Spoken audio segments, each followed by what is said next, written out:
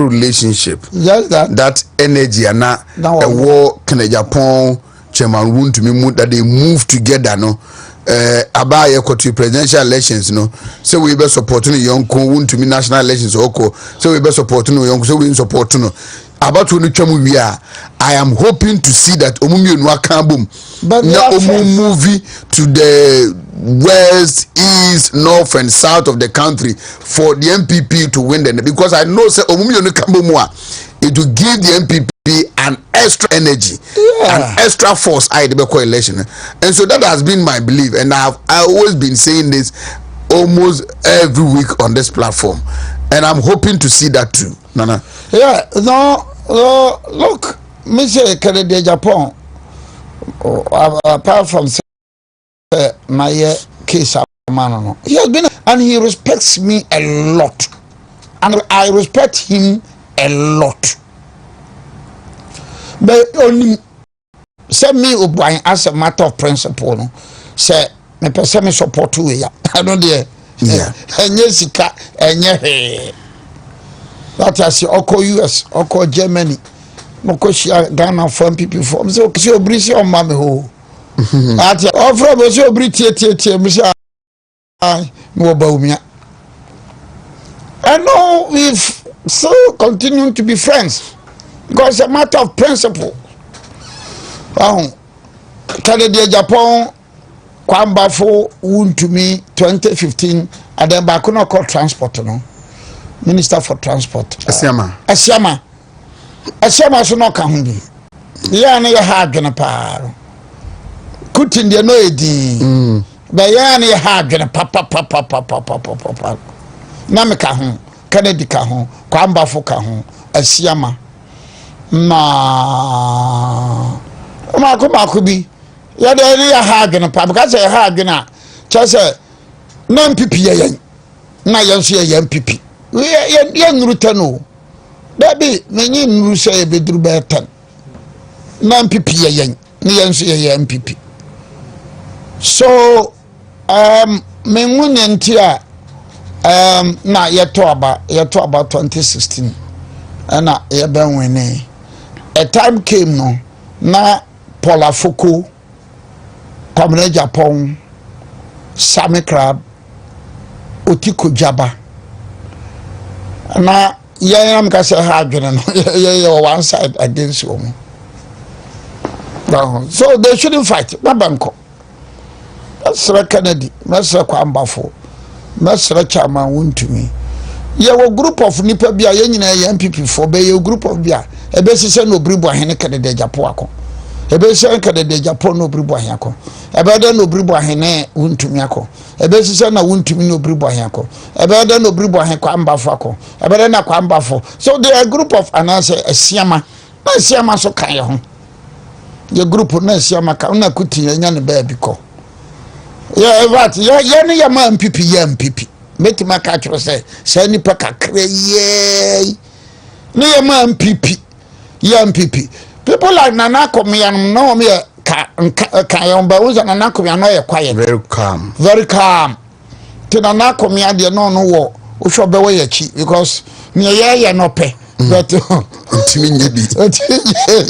then you have Chairman Sabo so no so be we yachi because ni ye no pe na ontimi enyepi that individuals but no ya na man MPP ya na man MPP winning 2016 ahefa na manko eti munya botare mamonko what you say abana yekoye na anya na kofa nyema bia nya botare Monya kasantwi muni obi atam mu how some of us have suffered we have suffered anya some ketwa and so mempaba because I have trust and confidence in my God and to medebe ma Yanzumi in from Boko Peace Talk Boko Peace Talk Shase in Ashanti Kumasi and Shapalis Metela Stephen Owabisim Be United 7 so no ana design me sa no ama me adrose ye nkro wa adrose pa o Steven Dan lawyer Kwaku Amran so a very good friend Kwasika actually so a very MPP stalwart pa na Kwasija Kennedy MPP stalwart pa Kekre promoter MPP Ama director MPP stalwart Pokuya Kaswa MPP stalwart a good number of them make so kind the MPP stalwarts no mebobo mudini pa now Boko dia no a very good news also May 1st no kra binim ye demonstration wo kroma so what ya yeah e binim ye demonstration ama omuko gina Comfort statue no omuko gugu nsa sa dan ni bibia asantefo peniye nso be sora ni be di batem but of course they should also accept the fact asantefo binim su di bi matem let's be very honest and so don't tell me say binum kwa be di asantefo atem asantefo binum so di ahemfo binum atem enye that is not good etinu be gunsa be ye no so be binum be di asantefo atem binum be di asantefo atem asantefo binum so di binum atem be di ahemfo binum atem enye ye nyina ye mfantu ye homfo ba meme de binum so I am say Obiri Boahen assimilated asantini. I know people think say Otumfo say to the second ne pension na mam starting handle cases for asanteman and then no correct Otumfo say to the second or by 1999 but I started handling cases for asanteman as far back 1992 as far back 1992 so and the late Opokuware so me twe agi me twe edimetena twe ehwe me twe and that was place why I said to the second so by no also me twe ohwe me twe odimagina twe and I'm very very honest and grateful to Opokuware the second and I said to the second buy em senia niye say better ni papa ben so and when you praise asanteman asantefo binumu nte wase hwe santo koyesi asanteman asantefo asantehana now I am there say once again Nana Akufo-Addo na start his initiative now President Mahama so abeto waso na mesre afanunu nyina mampurusi okusasio mesre se bemra fam because se koye tintintintia kusasi fo che se hade anyese ya menye mampurusi so kokase hade anyese ya menye we can't make any breakthrough se bia agono ho wahu bia banimu kakra ogono ho obanim kakra na chese yete na se koye se ni gina ha wanti asia mami amenti asia misu mi gina ha wanti asia mami amenti asia ebeyedene because the mampurusi kusasi issue no anya simple to say abudu andani issue no the abudu andani issue no eya busuan baako eya kronya yerutiti abudu ama andani baba abudu amba andani baba for almost about 300 years for almost about 300 years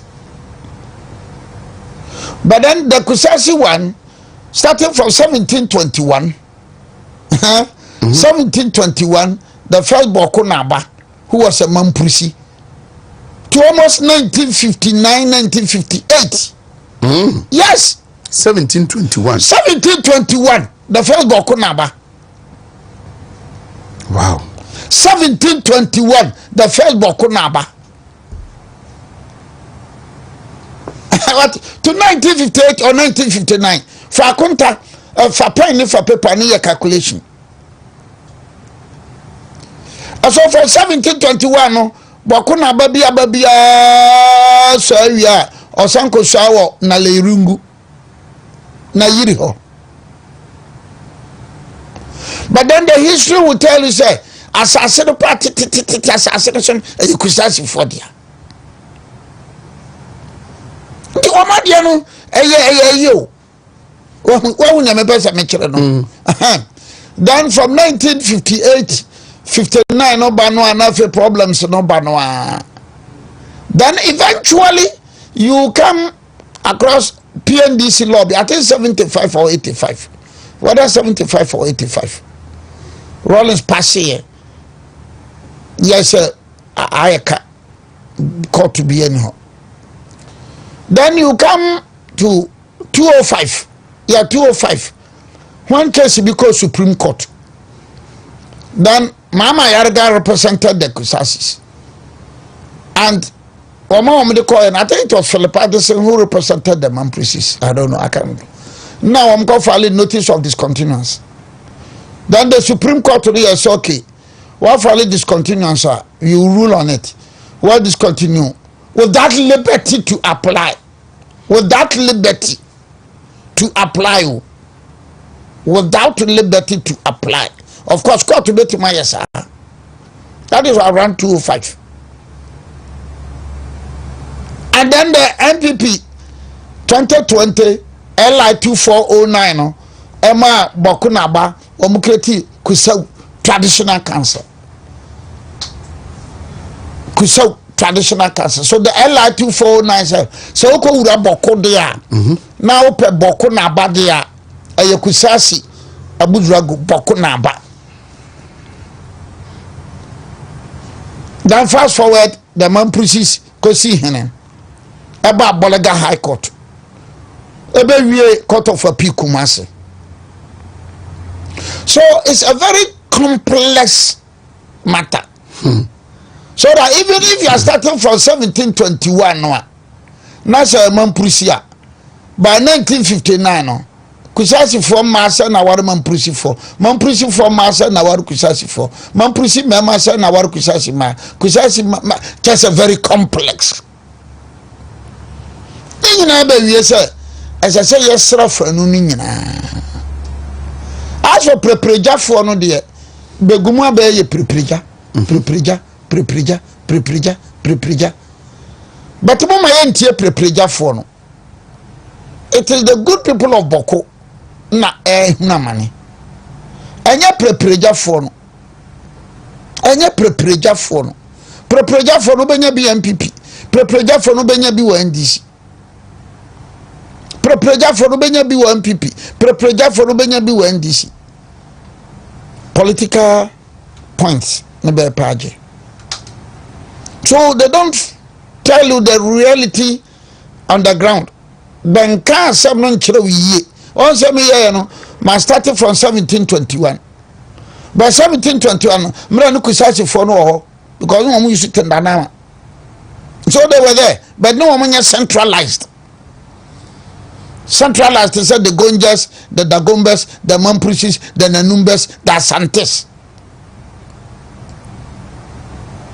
I don't think man and a man bass. So it ain't just simple thing at all. No moment I'm trying to say just the Mampusis and the Kusasis in Kwa. Because you benya bisa for Kulungumunu, Fakasena bisa. You know. It's a very complex and delicate matter, the Boko incident. And let me be very honest, Yenyan Mamu NDC, Titro, Wamo play politics so much with Boko. And I've been playing politics so much. Here I'll be blunt. How the mechanical, Nyola obedi matem, oni matem. Nyola obeka sentiam, Memfabia, me da make a no correct. Well, Tinibana Baya, prepreja. Because woman and animal CPP abanesa, woman and animal champion abanesa. But the mama jobre because says me to four. Necessarily be a maybe and cranny water crane. Jamaica baby and say, Ajobro. Now, mess no mobile commands and so come on because yen shadante as somebody be ya do two for swasi. You do too fast papa some man prusi da gomba die hwe da gomba die otumfo no hyehye wie do you know say otumfo no hyehye wie ye kura nyina ki no obi de kokotu yeah obi de kokot wo mo hyehye wie o pede nipa no settlement na wo ye no onti ase adoni nipa no wo mo osama na wo mo osama na otumfo se tutu osama na ya bonwura no osama na yiri no samane ya na nipa nan kono sanan me na me represent nipa nan no nyina wo ahene ba otumfo se to the second ya bonwura the lady ya bonwura na yiri present day na yiri and then ya na nan I represented them as the lawyer at high court Kumasi high court 7 me na me represent them. The two cases in na Agbanu na representing nipa na or the court no lawyer Agbanu. But the other two cases in no me na represent Osietutu the second or 2-4 me some represent the Yabonra nyoko na kura no me some represent Nayiri the present day Nayiri and the present day Yana me na represent them. Nti samino meka nsam ne bia aya binim be mi aba no because I've acted as a lawyer for otumfo de mi wie ekura achi me ye cases bebre na yiri ma ye no case ama no ntim ka de mi se simbo se me ma ye na yiri lawyer tantini me ka man prison nsam no meka no ben no kef ndc for meka gonja fo asem Meka gonja for some kana meka no bend no kev. Meka da gomba for some kana meka no bend no kev because the mampusis the dagombas the gonjas and the santis omo ahemfo nyina ma ye be lawyer na megusu ye be lawyer for. So please a beautiful scene ewo konongo na no ada Dr. Bamia eko he thank you to no kweno Kusasi hina ohonom came to Dr. Bamia, hugged him. That is the beauty of praised him, wish him well, and said, some of them they omunim. That is said he was only used for political purposes by the NDC. Na uni and Sebia ewumu, and then they wish him well, and they are hoping say asumje beba. Kusasi hini awo. What was it? So when none of felt that make from 1721 to I think 1732. Then the next one was 1733 to 1742. Then 1743. I am for no me check your museo. Yes, no one may catch us. So the Kusasi young man or the woman and the Mampusi young man or the woman no hefa 17 to 18 to 19. So no ba umi awo hefa. Bradwene ntiase yeso. Bradwene ntiase yeso.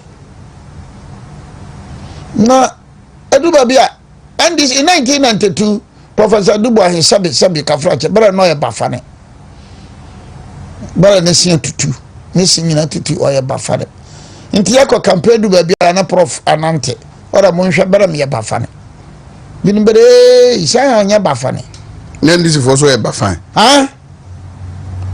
look if so only me CPP ni enye so TV ne social media YouTube unu videos ni ade but they be the bomb and the sentiment wama social media 99.99% wama babunu ni sentiment kwa nyina no enye NDC sympathizers and activists anya wama are yenim wama di mi atam wama membetra ham ka de are di atam nyina say ya membetra ham ka bibia ka fa sentiment ho nko ade ana makafa bro ho kwande so di matem se wo mo enimo obedi watem me na meka kiro so bonim Ghana politics ya what the NDC and the CPP and the PNDC and the SMC what they are capable of on betimi aya enye anu ni o masa enye no kura ni etidi na ba wie se boko asem no yesremo enya burunko ana dokoronko ye nyina ye nyia bia mrafam bia mana kuma mrafam bia na yenhwe ne yemuvu aka nantu ana kasere aka kusasinia akame aka mamprosinia akame Obiri Boahen aka bisania akame Obiri Boahen aka fafrani aka busangani aka walani aka dagatini kasina aka bia mede minimsa akame aka mosinia akame entimisramo do tun for so ase but you should anticipate say we won't be simple because atwatwa na kwankwan na ewo no it won't be simple at all. Asset declaration refusal by some NDC ministers of state. President Mahama can say by March 31st now I declare on assets. And I'll be bringing and declare. Domelevone raised this issue last week. Be bring declare. And I Obi na from na answer why. Obi na say I been declare na President Mahama bit my bede. President Mahama obit my bede. Those who have not declared. Me no ka say o ma be 31st. Me no ka say be bring declare. Ba be declare no President Mahama obit my bede. Ya wa kura say o don timi nya be foku. Ontimi nya be foku. And I'm repeating it. Baba declare no President Mahama ontimi nya be foku. Mara de no beti my be. You any chawabe, whether ko bi na ko bi so le you ni chobe. You any chawabe. What can President Mahama do? Domelevo ya de pa. Already that issue. Domelevo o ya de. Eno na nyina na atem bia me ka kire MPP for nso say. Ene NDC for nso say. Aya mo me hwe Ghana ha no. Ye hwe people who are principled. Baba no kore kan for na bebe kan no kore. I was a Domelevo na ko raise issue no ba. Nso ye bia nko nrizi. Nso na raise by my adwene course sa. So Domelevo open na fru no po no nko a. O Domelevo almost start all right no. So Domelevo ka ho. Also a man for so pa no a. Yeah. Now all right no ka say in principle dey metease metabachi. Na bekoye witch hunting na enim jai. Na femi hwehwe no na me jai. But the bottom line is that in terms of principles no all right no nyam from so. Operation recover all loot, Ghana loot since 6 March 57. Avorobi kwa ka ora amore MPP for bedeye. Owi kwa kutira na asoso ho ade. Owi kwa kutira na asoso ho ade. Operation recover all loot. So Domelevo ya da but as for President Mahama, oh, masa, you wani. President Mahama better than what my bed. But you did this uncle Muya, is it that Yembra na a share ye a soft for another son from my own yes as a declaration a more and so there is a window I'll be in the room and I say yes it is there, but any activity how it should work. A question of leadership. Strong, effective leader. What you say? Ohenaba. What you name na say? Leader no can hit. You find somebody like Jerry John Rollins. Catch us declare. Oh no one beggars won't declare. What you say? Somebody like Jerry John Rollins. Catch declare. What you say? Omba popo. Ube declare. And as somebody like Bia Kojompianim, chief of staff, Kojompianim telling you said declare. Rollins says who bondok? Who bondok? So Kojompianim Beka say, Mama mo 31st match declare. And Guardian Chekran wa Pambo. So leader no the Jerry John Rollins style no. enye 100%, but at least uto no kwadu anu wa yini mirika. Some amount of discipline wom. Uto no kwadu anu wa yini mirika de kwadwo mpianims. Uto no kwadu anu wa yini mirika. So you don't find Mahama as Jerry John Rollins. Now we Mahama as kwadwo mpianim. Nti bemfi no o bemiano. So mrano but leader no. So leader no yes or cancer. Now I want to say yes, BS. But advice about the Ghanaian leaders, African leaders, Ghanaian. How does the successes of a government rely on the chief of staff? It is a disciplinarian. Disciplinarian. Te aban bi na mamuo no ebekoyia ne fakase gina chief of staff no so no yesei. Chief of staff no obia nyana damfo. Obia so nyana tamfo. Obia nyana damfo. Obia nyana tamfo. Ote ho na odi nani ehwe. Nti wone hwan wo ne hwan yo. Wo ye hwan yo. Ese so kan wa obekra kehwepo. So do you know? And my party for no manipulating a beer suru. Mrabia twamwa na se wo didi Ghana ha na omka se kwadwompia ni mu frew. What am kontomo no kra ada so de beto. So the choice of a chief of staff no was the relationship between him or her and the president elect, and as the party now were any power now be forming the next government no, and it was a taking interest or choose a chief of staff who can shape the responsibilities and the that going forward do's and don'ts of the appointees. Going forward in future, it should be the party that must appoint the chief of staff. The chief of staff. The party. I am telling you.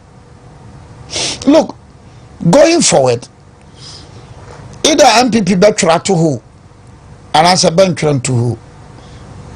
Party in power. Any appointment in a president here. And it's happening in Nigeria. Yes. Tinubu. Nigeria no. Whether a APC and as a PDP, that wabano wenya. The chairman or the national chairman of the party no, I will know positions to be on a debeba. Still, says you didn't get your tribe, Yanfa.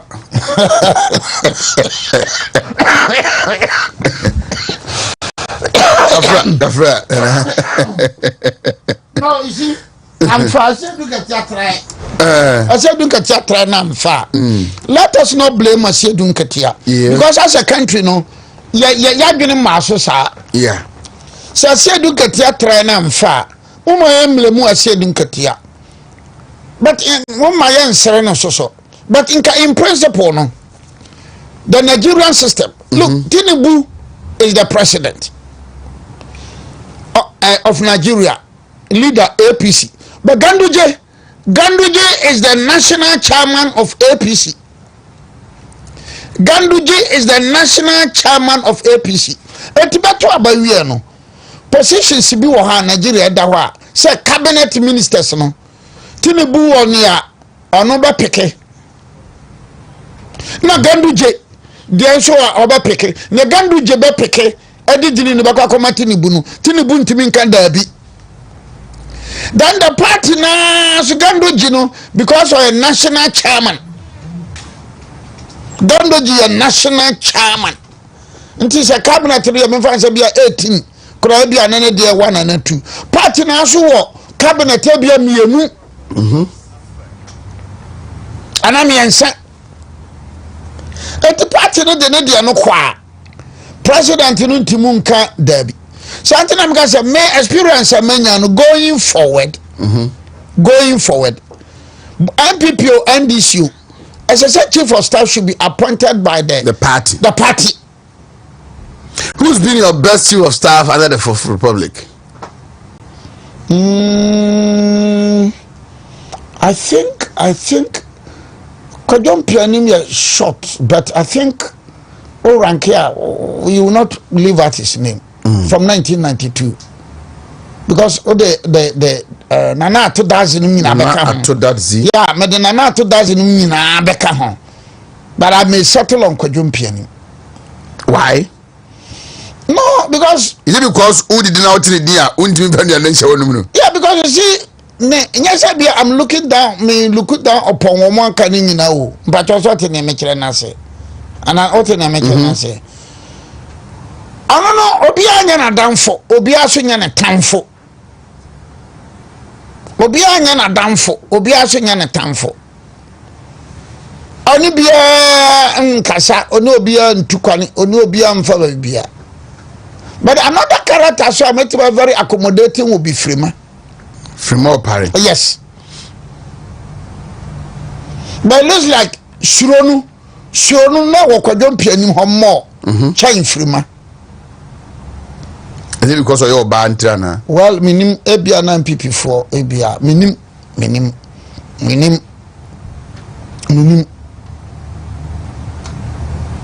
Freema was very accommodating. Will you fault her for some of the complaints that party won't be here about our appointees? Some know say jubilee na me hon. I say about some of that. You say na party won't be air complaints say our appointees, no. There seems to be a disconnect between the government and the party, and then appointees, and responding to party for they are not better because when you have almost 90 members of parliament, I call president ho. So minister we sano. Not president no, I'm na munu one sano no. Chief of staff the oyeden. I don't do members of parliament at Diokonom. I catch president. Now the recent revelation by Agasafo. Say ye call say President Memfa Michael Kwe, Professor Michael Kwe ma. Now the by Mwa. Na president the by. You know. Over there what for to Freema Opari.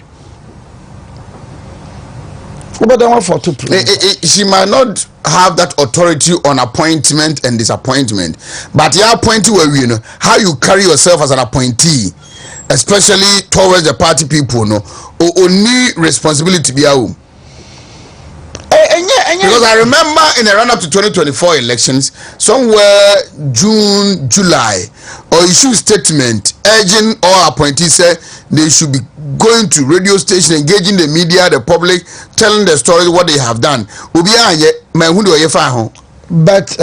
na me say Kwadwo Mpianim an ko be yi hu bebredi. But Kwadwo Mpianim so yi wadi a. So on that score she was weak.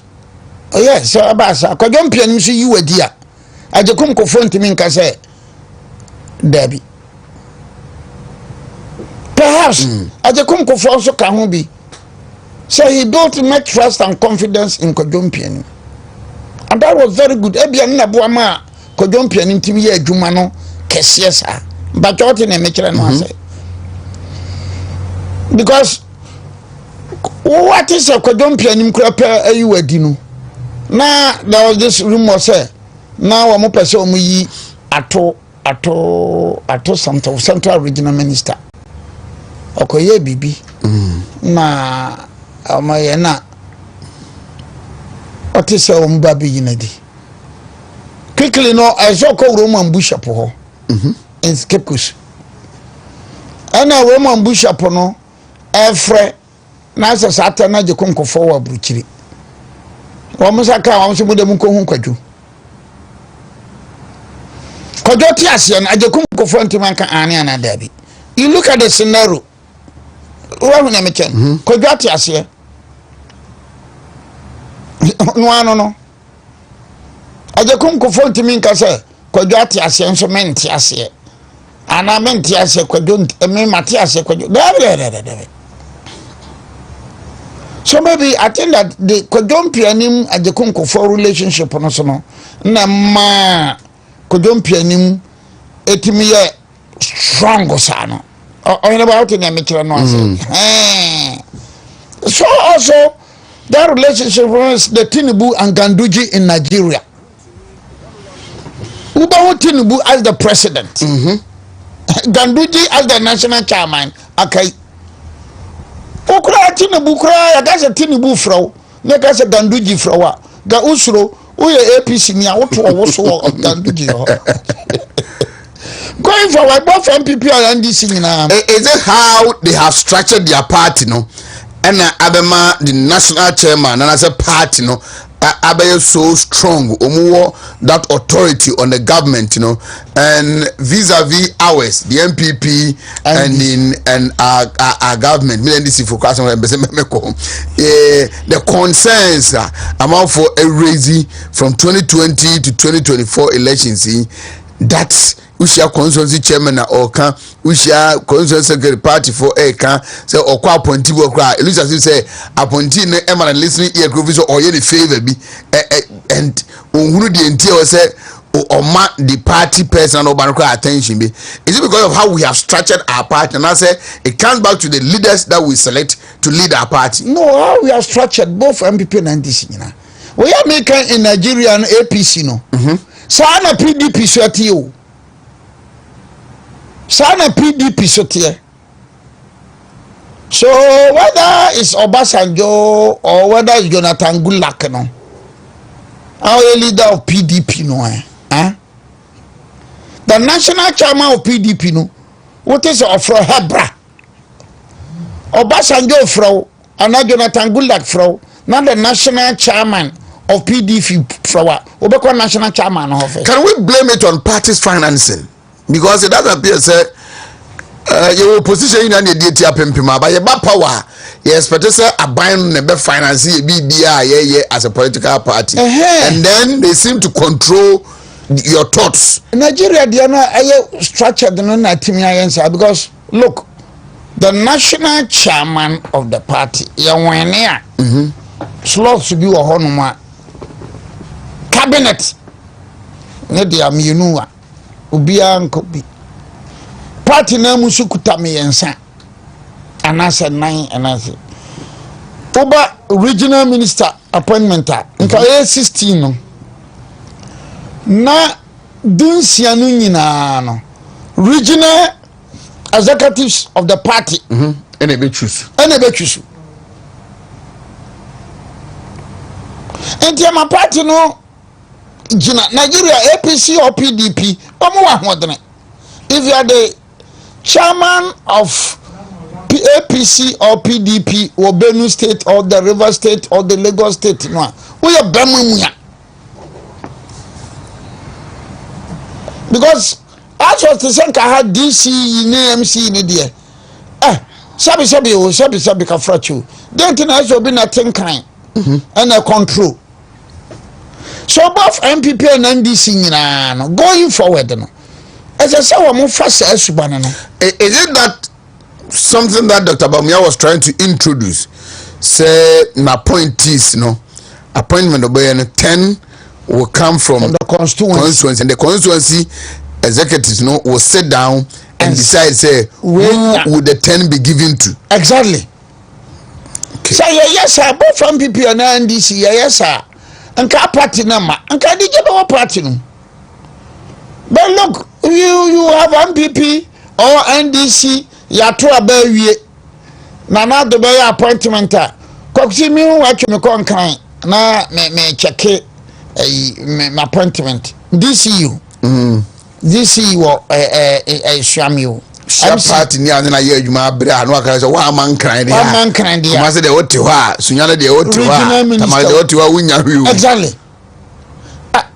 should that be na me gun kran e se bia be gun kran ni bi ko we ho ni bi ko we ho ni bi ko we ho ni bi ko we ye ko panyin we ho na Obiri Boahen o ya fa won to board so there be me na board bi ene ko hu we and say about the to board so na ga just say oni enka and penny and passes about if I want to board so because anka won ko hu obi but is that should that be the norm? Both MPP and NDC say na say ba Baba. So, but me was another me mama me say kana ye no fanu. Am people na ndisi nyina. Amfa. Ani ma no mfa because appointments ni bebre you know. Ye join ye demand the regional executives na. Nka be ni ahene ba ye. What you say? Ana ye ni ahene ba ye ma MPP. So ahene ba hia nkonkane. And you know so ahene ba wabo MPP pa ye campaign.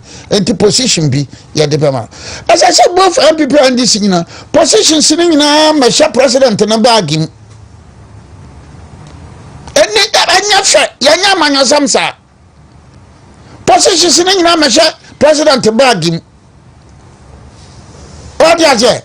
Na ya to aba wie nu na bia me Obiri Boahen me kope ya better for CV bra obia for the first time in the history of MPP my deputy general secretary emprenu ebi mada na ebi so mada me nko ana wiase beti MPP mako to be you oh the be ntimi so be best record me record in the WONTUMI mreke anya possible some people for better asama deputy general secretary na basana ma biu obi ani ho na zo ya to aba na MPP abapa wa abeka chem se kofa CV bra do ni me kra na ga so from ka chem so bia Obiri Boahen ya pese mama obi ti afina wo ho no board chairman na maka so ebia michiri ana mempe what you say do we have to build a party like this MPP or NDC na ye to aba wi a she obi se MPP tama me konkran NDC tama me konkran